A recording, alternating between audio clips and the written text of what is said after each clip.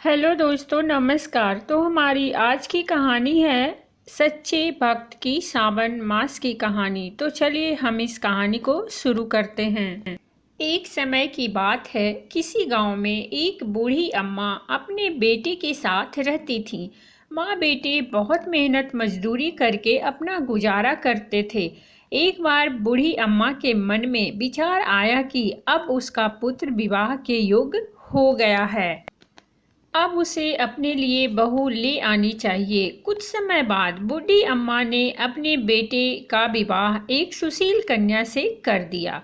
उसकी बहू बहुत सुंदर, सुशील और संस्कारी थी। वह रोज सुबह जल्दी उठकर घर की साफ सफाई कर स्नान आदि करती और भगवान शिव का अपने घर में ही पूजन करती। विवाह के कुछ समय बाद सावन का महीना आया। बूढ़ी अम्मा की बहू भगवान भोलेनाथ की अनन्य भक्त थी।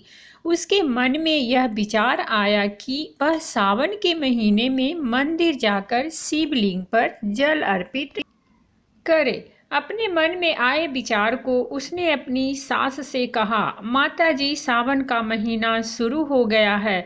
मैं शिव मंदिर जाकर पूजा पाठ करना चाहती हूँ, शिवलिंग पर जल अर्पित करना चाहती हूँ। लेकिन बूढ़ी अम्मा ने उसे मना कर दिया।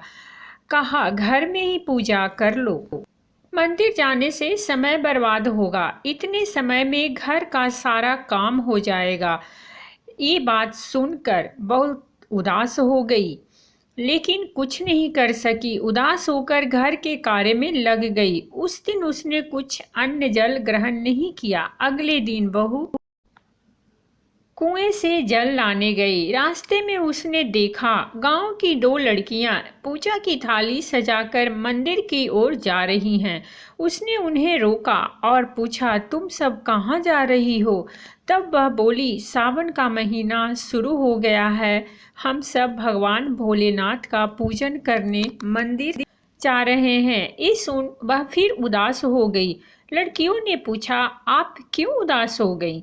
तो वो बोली, भगवान शिव मेरे आराध्य हैं, लेकिन मेरी सास ने मुझे मंदिर जाकर पूजा करने से मना कर दिया। तब लड़कियां बोली, आप चिंता मत करो, हर रोज इसी समय पानी भरने आया करो और हमारे साथ मंदिर चलकर भगवान शिव की पूजा कर उन पर जल अर्पित किया करो। तब वह बोली, लेकिन मेरे पास पूजा की कोई सामग्री नहीं है, घर से लाऊंगी तो सास को पता चल जाएगा।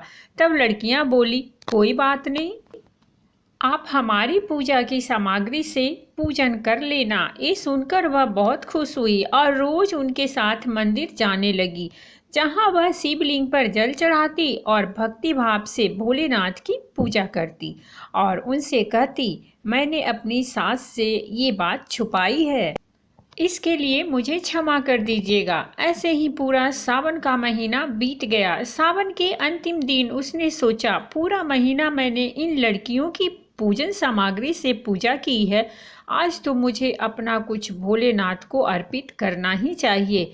ऐसा सोचकर उसने अपनी नाक से सोने की नथ उतारी और उसे धोकर शिवलिंग पर अर्पित कर दिया और पूजा कर घर आ गई। घर आकर वह अपनी सास से नज़र छुपाकर इधर उधर घूम रही थी, क्योंकि वह जानती थी कि उसकी नाक में नथ न देखकर सास जरूर पूछेगी कि नथ कहाँ गई। ऐसे ही दोपहर हो गई, तभी अचानक सास की नज़र उसकी नाक पर गई और नाक में नथ ना देखकर सास ने पूछा, बहू, तुम्हारी नथ कहाँ है? तो वह बोली, माँ जी, मुझे नहीं पता, शायद कहीं गिर गई होगी।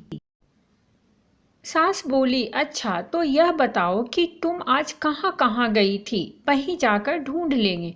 बहू बोली, मैं सुबह पानी भरने गई थी, तब तक तो मेरी नाक में नथ थी, इसके बाद मैं उपले थापने गई थी। सास बोली, चलो वही चल कर देखते हैं। दोनों वहां पहुंचे जहां बहू ने उपले थापे थे। सास ने बहू से कहा, चलो अब ये उपले तोड़ कर देखते हैं।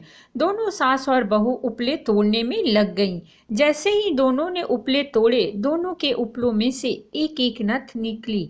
सास बोली, नथ तो एक ही थी, ये दो कैसे हो गई?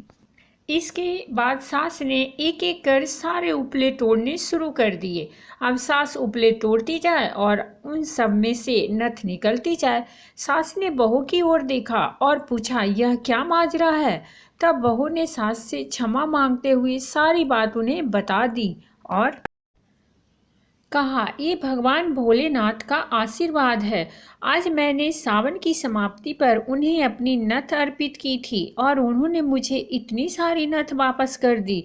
सास बहू की बात सुनकर बहुत खुश हुई और सावन माह में स्नान, जप, तप और दान का इतना महत्व है तो अगले साल हम दोनों मिलकर शिवलिंग पर जल चढ़ाएंगे और पूजा पाठ करेंगे। अगला सावन का माह आने पर दोनों सास बहू ने नियम से सावन का स्नान किया, पूजा पाठ, जप तप किया। भगवान भोलेनाथ की कृपा से बूढ़ी अम्मा का घर अन्न धन के भंडार से भर गया।